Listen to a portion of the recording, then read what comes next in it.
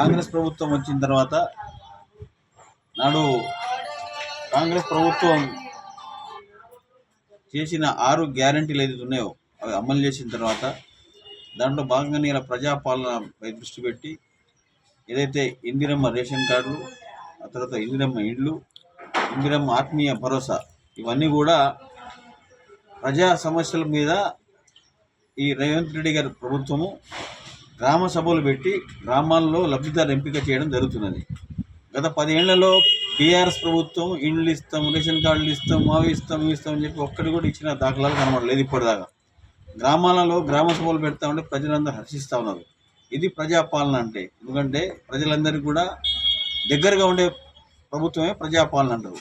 కాబట్టి ప్రజలందరూ కూడా హర్షిస్తూ ఉన్నారు. ఇవాళ రేవంత్ రెడ్డి గారి ప్రభుత్వంలో రేషన్ కార్డులు కానివ్వండి, ఇందిరమ్మ ఇండ్లు కానివ్వండి, ఇందిరమ్మ ఆత్మీయ భరోసా కానివ్వండి. ఆ రోజు ఇందిరమ్మ పేరుతోటి రాజశేఖర రెడ్డి గారు ఇచ్చిన ఇండ్లే తప్ప ఇప్పటిదాకా ఒక ఇల్లు కట్టిన దాఖలాలు లేవు ఇప్పుడు. కాబట్టి కానీ ప్రభుత్వంలో ఉత్తమ్ కుమార్ రెడ్డి గారు రేషన్ కార్డులు ఇవ్వడం జరుగుతున్నది, వెంకటరెడ్డి గారు రోడ్లు ఇవ్వడం జరుగుతూ ఉన్నది. అదేవిధంగా ముఖ్యమంత్రి గారి సమక్షంలో ఇవన్నీ అమలవుతూ ఉన్నాయి.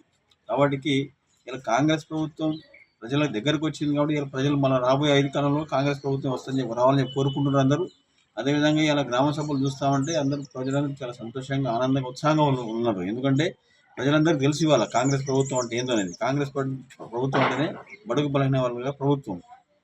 కానీ కొంతమంది బీఆర్ఎస్ నాయకులు ఏం చేస్తున్నారంటే నిన్న మొన్న మున్సిపల్ ఆఫీస్కి పోయి చాలామంది దౌర్జన్యంగా భూపాల్ రెడ్డి నుండి దౌర్జన్యంగా పోయి ఆఫీస్లో పోయి దాడి చేస్తూ ఉన్నారు. కానీ గతంలో 10 ఏళ్ళు కాంగ్రెస్ ప్రభుత్వం అధికారంలో లేనప్పుడు బీఆర్ఎస్ వాళ్ళు ఏదైనా ఒక కార్యక్రమం చేయాలంటే పోలీసులు వచ్చి అరెస్ట్ చేసేది మమ్మల్ని. తర్వాత ఏదైనా అడుగుదామంటే అడగనియకపోయేది.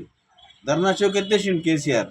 కానీ వాళ్ళందరికీ హితోబాలు కావాల్సిన అవసరం ఉంది. ఇవాళ భూపాల్ రెడ్డి కానీ ఇవాళ బీఆర్ఎస్ ప్రభుత్వంలో లీడర్లందరూ కానీ మీరు 4-5 ఏళ్ళు చూడండి మా ప్రభుత్వాన్ని, ప్రజలకు దగ్గర ఉంది. వాళ్ళందరూ ఓర్వలేక ఇప్పుడు ఈ పని చేస్తూ ఉన్నారు. వెంకటరెడ్డి గారు తిడతా ఉన్నారు, రేవంత్ రెడ్డి గారు తిడతా ఉన్నారు, అనుచిత వ్యాఖ్యలు చేస్తూ ఉన్నారు. కానీ అదేమన్నా సమంజసమా?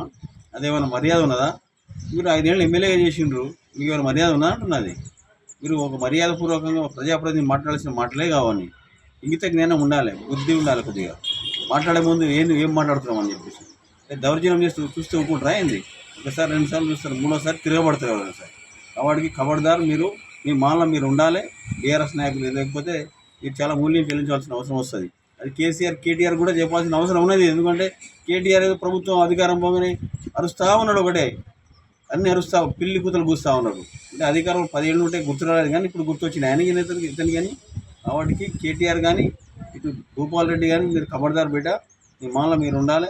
మీరు జాగ్రత్తగా ఉండి మీ పని మీరు చేసుకోవాలి. అంతేగాని మీరు ప్రభుత్వం నేను తక్కువ చేస్తే మీరు మెమోరాండం ఇవ్వండి, కలెక్టర్కి ఇవ్వండి, నిరసన తెలపండి. కానీ ఆఫీసుల మీద పడి దౌర్జన్యం చేస్తే మంచి పద్ధతి కాదు అది.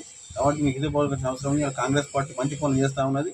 మీరు దాన్ని హర్షించాల్సిన అవసరం పోయి దాన్ని మీరు ఎదురుదాడి చేస్తుంటే మంచి పద్ధతి కాదు. ప్రజలందరూ చూస్తున్నారు. కాబట్టి దయచేసి మేము కాంగ్రెస్ కార్యకర్తలను ఒకటి విన్నపం, ప్రజాపాలనలో మీరు అందరూ పోయి రాని వాళ్ళు దరఖాస్తు పెట్టుకోండి. రేషన్ కార్డు నిరంతర ప్రక్రియ అని చెప్పి ఉత్తమ్ రెడ్డి గారు చెప్పారు, మొన్ననే మంత్రి గారు చెప్పినారు.